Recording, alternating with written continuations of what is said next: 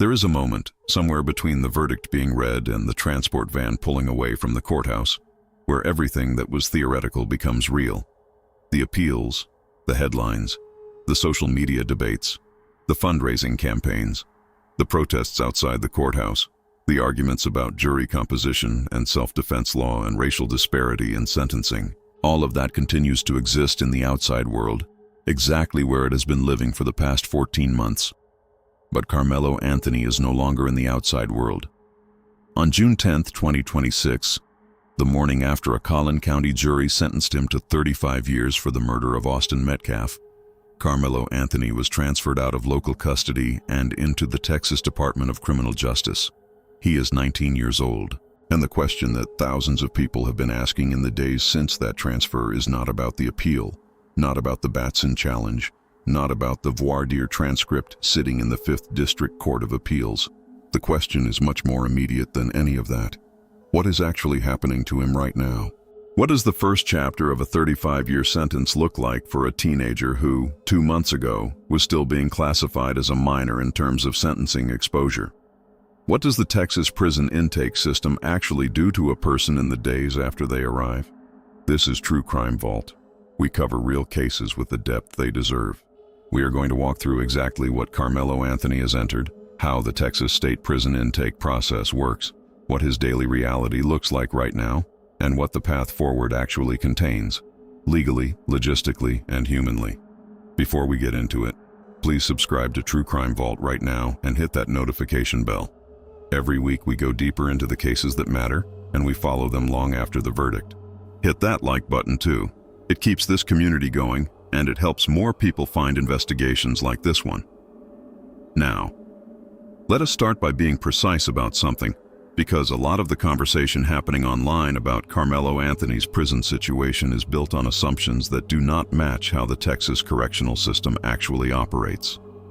When people hear that someone has been sentenced to state prison, they tend to imagine a straight line. Verdict, sentencing, prison cell, done. The reality is considerably more complicated than that, and for a new inmate in Texas, the first weeks and possibly months of a sentence look nothing like what most people picture. The Texas Department of Criminal Justice, known as TDCJ, is one of the largest state prison systems in the United States. It oversees more than 100 separate facilities across the state, housing more than 120,000 incarcerated individuals at any given time. When a new inmate enters the system, they do not go directly to a permanent housing unit. They go first to an intake and diagnostic facility. For Karmelo Anthony, that first stop was the Huntsville Unit Processing Center in Huntsville, Texas, the standard entry point through which virtually all new adult male inmates in the Texas state system pass. This facility functions as a processing and classification hub. It is where the system takes a new arrival and transforms them, bureaucratically and administratively, from a defendant who has just been sentenced into an inmate who is now serving time. That transformation is thorough and deliberate and entirely controlled by the institution. The first thing that happens when a new inmate arrives at intake is the removal of everything that connected them to civilian life. Personal clothing, personal belongings, the physical markers of an individual identity. All of it is collected and replaced with state-issued uniforms. A TDCJ identification number is assigned. That number becomes the primary identifier the system uses going forward. Not a name, not a history, a number. From that moment, the legal status changes completely. In county jail, while awaiting trial, an individual is technically still presumed innocent, still a defendant, still someone the system is holding pending a legal determination. In state prison custody, following a conviction and sentencing, there is no more presumption. The system classifies, houses, and manages an inmate. The distinction matters because it determines what rights apply, what rules govern daily life, and what processes control every movement. The intake phase includes a comprehensive medical evaluation. This is not optional, and it is not perfunctory. The Texas prison system has a legal obligation to provide health care to every person in its custody, and that obligation begins at intake. New arrivals are screened for pre-existing health conditions, injuries, infectious disease, medication needs, and any other medical requirements. The system has to know what it is taking on because it is now legally responsible for managing that person's health for as long as they remain in custody. Following the medical screening comes a mental health evaluation. This component of intake has become increasingly standardized in Texas in recent years, as the correctional system has tried to identify inmates who may be at heightened risk for self-harm, depression, or other mental health challenges in the early period of a new sentence. For a 19-year-old arriving with a 35-year sentence, for someone who was a high school student just over a year ago, who had a 3.7 grade point average and 2 part-time jobs, and a future that looked completely different than this. That early period is particularly significant. The psychological reality of what Karmelo Anthony is confronting right now is not something that shows up in court documents or legal briefs. It is not something the appeals process addresses. A teenager, just sentenced to serve more time in prison than he has been alive, entering a system that houses more than 100,000 people and will now manage every aspect of his daily existence. The mental weight of that adjustment is something no sentencing guideline accounts for and no news cycle captures. The intake process also includes an educational background review and an assessment of vocational skills and needs. The Texas prison system has programs for inmates who lack a high school diploma, for those who need basic literacy instruction, for those who can benefit from vocational training in various technical areas. None of this is voluntary in the meaningful sense. The system assigns participation based on classification data, but it does mean that the first weeks in custody involve more than just confinement. They involve being processed, evaluated, and sorted. And then comes the classification decision. This is arguably the most consequential determination the intake process makes, because it determines where Karmelo Anthony will actually spend his sentence. Security classification in the Texas prison system takes into account multiple factors simultaneously. The nature of the conviction matters. Murder is a serious violent offense that carries significant weight in the classification analysis. The length of the sentence matters. 35 years is a substantial term that places an inmate in a different category from someone serving 2 or 3 years. Prior criminal history matters, though in Karmelo Anthony's case the record indicates no prior criminal history before this offense. Age matters. Behavior during the pretrial custody period matters. Any safety concerns, including potential risks the inmate might face from other inmates, as well as potential risks they might pose, factor into the determination. What comes out of that classification process is a custody-level designation and a housing assignment. For inmates serving long sentences on violent convictions, the initial classification tends toward higher security designations. That does not necessarily mean maximum security. The Texas system has a range of custody levels between minimum and maximum, but it does typically mean more restrictive conditions than someone serving a short sentence for a non-violent offense would experience. The question of whether Karmelo Anthony will be placed in a unit with other young adult inmates or in general population with older incarcerated individuals is one that the classification process determines. The Texas prison system does not have a dedicated youthful offender facility that separates all young adult inmates from the general adult population. What it has is a classification system that is supposed to take age and vulnerability into account when making housing assignments.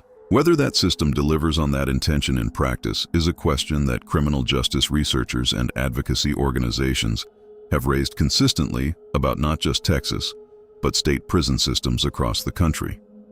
Once classification is complete and a permanent housing assignment is made, and this process can take weeks, sometimes longer, daily life in a Texas state prison unit settles into a routine that is structured in ways civilian life almost never is. The day is dictated by the facility schedule, not by preference, not by mood, not by anything the inmate controls. Wake times, meal times, count times, movement periods, recreation periods, work assignments, all of it is set by the institution and followed by the inmate. The physical environment is built around control, controlled access between areas, monitored movement corridors, staff-managed transitions between activities. The architectural logic of a prison unit is fundamentally different from any environment most people have experienced, and adapting to it, particularly for someone who was living a normal civilian life just 14 months ago, requires a psychological recalibration that takes time and carries real cost. Meals are served according to the institutional schedule. Recreation is scheduled and supervised. Phone access is regulated. Calls are limited in frequency and duration. All calls except those with attorneys are subject to recording and monitoring, and the approved calling list must be established through a formal process. Visitation requires advanced scheduling and compliance with facility rules about approved visitors, dress codes, conduct during visits, and the specific protocols of each unit. Mail is processed through a system that scans and reviews incoming correspondence for contraband and prohibited content before it reaches an inmate. The privacy that most people assume exists in a written letter does not exist in this context. The system reads what comes in. For Karmelo Anthony's family, his mother, who stood in open court during sentencing and asked for mercy, who said her son was sorry. This new reality means that contact with their son is mediated entirely by institutional systems they do not control. They cannot call when they want. They cannot visit without following specific procedures. They cannot simply reach out and connect with their child the way any parent would want to. The sentence is, in this sense, something the family serves alongside the inmate, just from the outside. This is a dimension of incarceration that discussions of justice and accountability often do not include. The ripple effects of a sentence extend outward from the prison walls and shape the lives of people who were not convicted of anything. A mother who loses daily contact with her son. Siblings who grow up with an empty seat at the table. A network of relationships that has to be rebuilt around the constraints of institutional communication. These are the invisible costs that show up in no sentencing guideline and appear in no court document. Meanwhile, and entirely separately from whatever Karmelo Anthony's daily reality looks like inside the facility, the legal process continues to move on the outside. The notice of appeal filed by defense attorney Michael Howard on June 10th, less than 24 hours after sentencing, set a formal legal process in motion. The case is now moving toward the 5th District Court of Appeals in downtown Dallas. The briefing schedule will take months to develop. The appellate court will eventually review the complete trial record, including the voir dire transcript that documents every question asked of every prospective juror and every peremptory strike used by both sides. There is also a development in the financial picture of this appeal that has generated considerable discussion. During the trial phase, a fundraising campaign on Give Send Go raised more than $600,000 on behalf of the Anthony family for legal defense and related costs. That number circulated widely. People assumed it meant the family was financially positioned to fund an extensive appeal. But court filings after the sentencing indicated that Karmelo Anthony submitted what is called a pauper's oath, a formal legal declaration of indigency, asking the court to appoint counsel for his appeal because he cannot afford private representation. Under the United States Constitution and Texas law, a convicted person who cannot afford an attorney has the right to appointed counsel for their direct appeal. The court evaluates the financial declaration and, if it is approved, assigns an attorney from the state's appellate public defender system. This has prompted questions from people tracking the case who wonder how someone whose fundraising campaign generated hundreds of thousands of dollars could simultaneously be declaring financial hardship. The explanation, which does not resolve every question but does provide context, is that defending a first-degree murder trial from arrest through verdict is extraordinarily expensive. Private defense attorneys in high-profile cases carry substantial fees. Expert witnesses cost money. Investigators cost money. The official court record itself, the transcripts that form the foundation of an appeal, costs money to obtain. The gap between what was raised and what remained after 14 months of trial preparation and litigation costs is not inherently suspicious. It is a reflection of how expensive the American criminal defense system actually is for anyone who cannot rely on a public defender from the beginning. Whether the pauper's oath is approved determines whether the appeal moves forward with appointed counsel or whether the Anthony family finds other means to fund private appellate representation. The legal argument itself, the Batson challenge over jury composition, the potential arguments about evidence presentation and self-defense instructions, does not change based on who pays the attorney. The strength of those arguments lives in the trial record, not in the resources of whoever makes them. It is worth stepping back at this point and thinking about what this case has become. 14 months after April 2nd, 2025, and what it continues to represent beyond its own specific facts. Austin Metcalf was 17 years old. He went to a high school track meet on a Thursday morning. He was a varsity linebacker and a twin brother and a kid with a job and grades and plans. His twin, Hunter, was there when it happened. Hunter later accepted Austin's diploma on his behalf at graduation. One of those details that does not fit into any legal analysis but captures something about the permanence of what was lost in a way that a verdict cannot. Austin's parents do not get to visit their son. They do not get scheduled phone calls. There is no intake process they are navigating. There is no release date on a calendar. There is just the permanent absence of a person who should still be here. That reality sits alongside everything else this case has become. The racial commentary, the social media campaigns, the protest groups, including the ones that Austin's own father publicly condemned for trying to use his son's death as a symbol for their own ideology. The far-right activists who rallied outside the courthouse, the civil rights advocates who saw the all-white jury as evidence of a systemic problem, the fundraising on both sides, the fake autopsy report that spread across social media before being officially debunked, the doxing that forced both fathers to leave their jobs, the harassment serious enough to trigger FBI investigations, the swatting incidents at the homes of people connected to this case. None of that is what this case was supposed to be about. It was supposed to be about what happened under a tent in Frisco, Texas, and whether the law calls it murder or self-defense.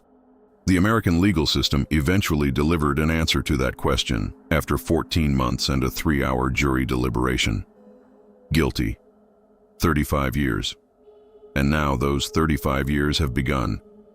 A 19-year-old with a 3.7 grade point average and 2 jobs and a team captain's role has been processed through the TDCJ intake system at Huntsville. He has been assigned a number. His clothing has been replaced. His schedule is no longer his own. The people he loves can reach him only through channels that the institution controls and monitors. His legal team is building a brief for the 5th District Court of Appeals. And the outcome of that brief, whether it comes back in a year or 3 years or 5, will either keep him in that system for most of the next 3.5 decades or send his case back to a Collin County courtroom for a new trial. A new trial carries its own uncertainty that many observers have noted. If the appellate court reverses the conviction on the Batson challenge and the case goes back to trial, the process starts again. A new jury is selected. The evidence is presented again. And if the second jury returns a guilty verdict, they are not bound by the first jury's sentence. The range for a murder conviction in Texas is broad. A second conviction could carry a sentence that looks very different from 35 years, in either direction. That is the legal gamble that every appeal in a case like this one involves. The defense team has presumably evaluated it and concluded that the legal grounds are strong enough to justify the risk. Former federal prosecutor Cully Stimson, SMU law professor Anna Offutt, and legal analysts at the Davis Vanguard have all identified the Batson issue as substantive. Not a desperate long shot, but a genuine constitutional question that appellate courts take seriously. Whether it is enough is the question that will take years to answer. In the meantime, the broader conversation this case has generated about the American criminal justice system does not pause while the appeal is briefed. Questions about self-defense law and proportionality. Questions about whether a jury that contains no members of the same racial background as the defendant can be trusted to evaluate a racially charged case fairly. Questions about what it means to sentence a teenager to 35 years in adult prison for an act committed at 17, regardless of the legal justification for trying him as an adult. Questions about how social media changes the environment around criminal trials in ways that courts are still figuring out how to manage. Questions about what rehabilitation looks like inside a system as large and as complex as the Texas Department of Criminal Justice. These are not questions with easy answers. The people who argue that 35 years is the appropriate consequence for taking a life have a coherent position grounded in the law and in the reality of what Austin Metcalf's family has lost. The people who argue that the process that produced that verdict was constitutionally flawed have a coherent position grounded in the Constitution and in documented precedents where similar flaws have resulted in reversed convictions. Both positions can be held by thoughtful, informed people who are engaging seriously with the facts of this case. That is actually the most honest thing that can be said about where the public conversation stands right now. What is not honest is the version of this case that social media has often produced, the version where one side is obviously right and the other is obviously wrong, where the answer is simple if you just look at it the right way, where the grief of one family can be dismissed or the constitutional concerns about the other can be waved away. None of that is accurate. None of it reflects the actual complexity of what happened and what the legal system has done with it. True Crime Vault exists to hold that complexity rather than collapse it, to follow these cases past the verdict and into the years of consequences that follow, to keep asking questions when the headlines have moved on, and to remember that behind every case number and every court filing and every appellate brief, there are real people living with consequences that none of them chose. Austin Metcalf chose to go to a track meet. He did not choose what happened after the rain started. Karmelo Anthony chose to attend that event, and other choices he made that morning are the ones a jury determined constituted murder. He is living with the legal consequences of those determinations now, inside a Texas state facility, assigned a number, following an institutional schedule, while his legal team works outside those walls on the question of whether the process that put him there was fair.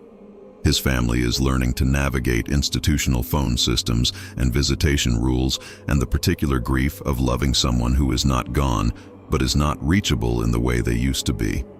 And in Frisco, Texas, a family is figuring out how to move through a world that still has Hunter Metcalf in it, but no longer has Austin. Let us go deeper into something that the broader conversation around this case has largely glossed over: the specific mechanics of what a 35-year sentence actually means in terms of calendar time, and why those mechanics matter for understanding what the next phase of Karmelo Anthony's life actually looks like. 35 years sounds like an absolute number. It is not. The Texas parole system is complicated in ways that most people who do not work in criminal law or criminal justice policy do not fully understand. And because there has been so much misinformation circulating about what Karmelo Anthony faces, both from people who want to minimize the severity of his situation and from people who want to exaggerate it, it is worth being precise. Under Texas law, inmates convicted of certain serious offenses, and first-degree murder is firmly in that category, are subject to what is called the half-time rule for parole eligibility. The rule works like this. Before the Texas Board of Pardons and Paroles can even consider an inmate's case for release, that inmate must serve either one half of their sentence in actual calendar time or 30 calendar years, whichever is less. For a 35-year sentence, half of that is 17.5 years. 30 years is the ceiling for the half-time calculation. Since 17.5 years is less than 30 years, the relevant number for Karmelo Anthony is 17.5 years of actual calendar time before the parole board can review his file. This is actual calendar time, not good conduct time, not work credits, not any other form of sentence reduction. The Texas system for serious violent offenses requires the physical passage of time. Good conduct credits, which can reduce sentence lengths in some contexts, do not apply to this parole eligibility calculation for the category of offense Anthony was convicted of. He was 19 when he entered the system. Under this framework, he will be approximately 36 or 37 years old before the Board of Pardons and Paroles is legally permitted to consider his case. And then, and this is the part that news coverage frequently omits, reaching parole eligibility does not mean release, not by a long way. It means the parole board can open the file and review it. The board considers the nature of the conviction, the circumstances of the offense, the inmate's behavior and program participation during incarceration, risk assessment evaluations, and input from parties who can submit statements, including the victim's family. For a murder conviction, particularly one that generated the level of public attention this case received, parole board reviews tend to be cautious. Austin Metcalf's family has the legal right to submit victim impact statements to the parole board at any review. They have the right to oppose release.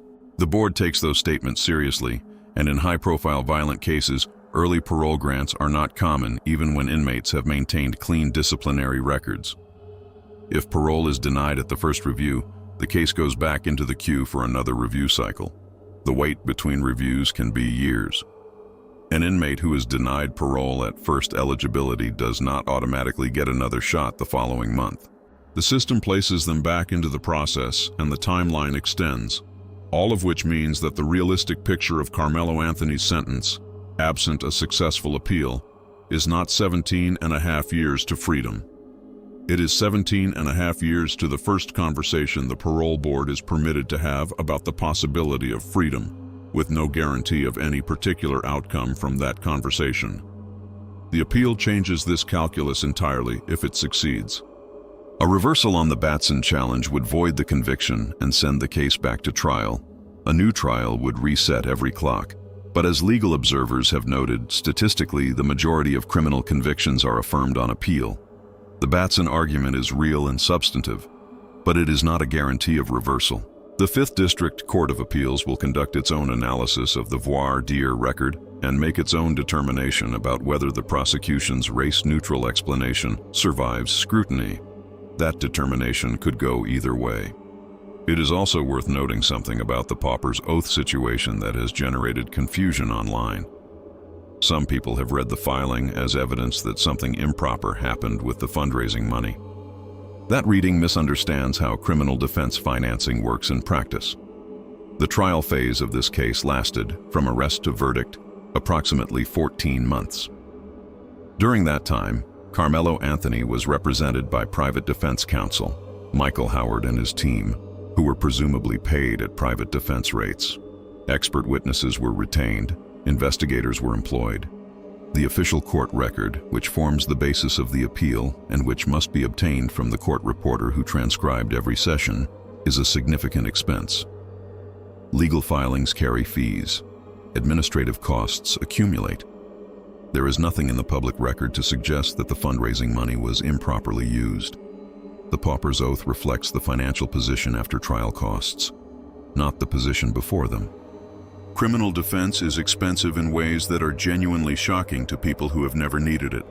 The fact that hundreds of thousands of dollars were raised and still may not cover all appellate costs is a reflection of the economics of the American criminal defense system, not necessarily of anything improper. The court will evaluate the oath and make its own determination. If Karmelo Anthony is found indigent for purposes of appellate representation, he will be assigned a court-appointed attorney who is part of the state's appellate defender system. The quality of that representation, and whether it is equivalent to what private counsel would provide, is a question that criminal justice advocates raise about the public defender system broadly. The answer varies significantly by jurisdiction and by individual attorney. There is a broader context for this case that becomes clearer now, 14 months after it started, than it was in the immediate aftermath of the April 2025 stabbing. The Karmelo Anthony case arrived in the middle of an ongoing national conversation about several overlapping issues that it did not create, but that it powerfully illustrated. The first is the question of self-defense law and proportionality. Texas has strong self-defense statutes, but the line between legally justified use of force and criminal use of force in chaotic, fast-moving confrontations involving young people is genuinely unclear, and the outcomes in similar cases have not been consistent. The Case Allison case in Belton, a confrontation that had structural similarities to this one, involving a knife, a claim of self-defense, a student who died, and a Texas jury, ended with a dramatically different outcome.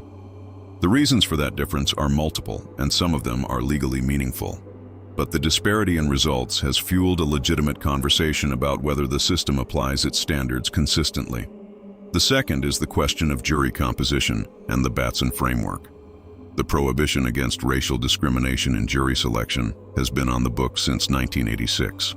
But advocates and legal scholars have documented persistent challenges in making that prohibition meaningfully enforceable at the trial level, where the bar for defeating a Batson challenge is low and where judges often defer to prosecutors. The appellate level, where the analysis is more searching, is where Batson claims have historically had more success, and where the Anthony case is now headed. The third is the broader question of how social media interacts with high-profile criminal trials. The ecosystem around this case, the fundraising, the disinformation, the protest groups, the doxing, the harassment, the competing narratives, did not exist in the way it does today for cases that attracted national attention a generation ago. Courts have not fully developed frameworks for managing the impact of that ecosystem on the integrity of proceedings. The Frisco community, the Collin County court system, and the families involved in this case have all had to navigate that ecosystem in ways that were not anticipated when existing legal frameworks were developed. None of these larger issues are resolved by the verdict in this specific case. None of them will be resolved by the appellate ruling, whenever it comes. They are questions that the American legal system is still working through, and cases like this one contribute to that ongoing process whether or not they produce landmark decisions. What they always produce, regardless of legal outcome, is human cost. That cost is already paid. It was paid on April 2, 2025, in Frisco, Texas, when a 17-year-old boy lost his life under a tent in a rainstorm. It has been paid every day since then by every member of both families who has had to keep living in the shadow of that morning. It is being paid right now by a 19-year-old inside the Texas prison system, and by his mother, and by everyone who loves him. Legal systems process cases. They do not process grief. They produce verdicts, not healing. And the people caught inside these cases, the families, the communities, the witnesses who had to testify under oath about the worst thing they ever saw, have to find their own way through the aftermath of a verdict regardless of whether justice, in any meaningful sense, was done. Subscribe to True Crime Vault. Hit that bell. Leave your thoughts below about the prison system, about the appeal, about the parole timeline, about what you think the appellate court is going to find in that voir dire record. Every comment contributes to a conversation that matters. These are real people, real lives, and they deserve careful, honest attention long after the headlines have moved on. True Crime Vault. We will see you in the next investigation.